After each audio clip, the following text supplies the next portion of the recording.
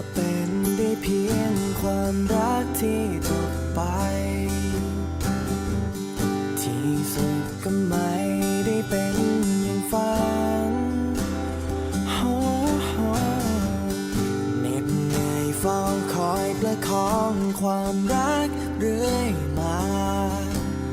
แต่สุดท้ายก็ถึงเวลาต้องเลิกกันฉันเข้าใจเมื่อได้รับรู้ว่าเธอเลือกแล้วเพียงรอเวลาปล่อยมือไปเท่านั้นก็คงมีเพียงคำอวยพรอยากให้เธอนั้นโชคดีให้เธอได้พบรักแท้พบคนที่ดีได้มีชีวิตLikey